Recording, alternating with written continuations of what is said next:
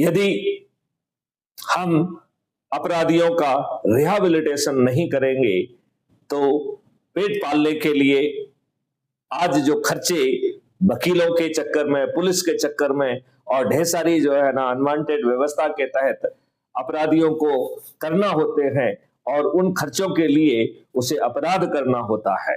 लिहाजा आज व्यवस्था अपराधियों को अपराध करने के लिए मजबूर कर रही है। लिहाजा 5वीं सर्टेनिटी के तहत सभी अपराधियों को रिहैबिलिटेट कर दिया जाएगा। भारत में एक भी ऐसा व्यक्ति नहीं होगा जो रिहैबिलिटेट नहीं होगा और इसी सिद्धांत के तहत फिर 5 फंडामेंटल राइट्स का प्रादुर्भाव हुआ, जिसमें रोजगार का मौलिक अधिकार, शिक्षा का मौलिक अधिकार, स्वास्थ्य का मौलिक अधिकार, भोजन का मौलिक अधिकार, प्रॉस्पेरिटी और खुशहाली का मौलिक अधिकार है। मैं माननीय प्रधानमंत्री जी आपको आश्वस्त करता हूं, यदि आप आह्वान करेंगे इन 21 महालक्ष्य और 5 मौलिक अधिकारों के लिए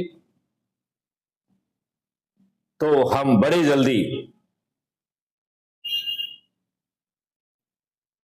लोगों को जाति से, धर्म से, संप्रदाय से, संकीर्ण राजनीति से ऊपर उठा पाएंगे और उन्हें अपराध मुक्त भारत मिशन के इन अच्छे भारत के संकल्प के साथ जोड़ सकेंगे। हम मात्र 9 दिन में 100 करोड़ हो सकेंगे और ये 100 करोड़ लोग संकल्प लेंगे, शपथ लेंगे अच्छे भारत के लिए, जिससे आपका हाथ मजबूत होगा। यदि आप टैक्स मुक्त, कर्ज मुक्त, 21 महालक्ष्य और 5 मौलिक अधिकारों की व्यवस्था देंगे तो आप 240 से 500 पार कर जाएंगे। मैं इस मौके पर माननीय प्रधानमंत्री जी आपसे अनुरोध करता हूं कि जब तक कोई बहुत उचित कारण नहीं है तब तक देश को इन 21 महालक्ष्य और 5 मौलिक अधिकारों से वंचित रखना पूरी तरह से गैर इंसाफी है। मैं तो इसे देशद्रोह भी कहने में संकोच नहीं करता हूं।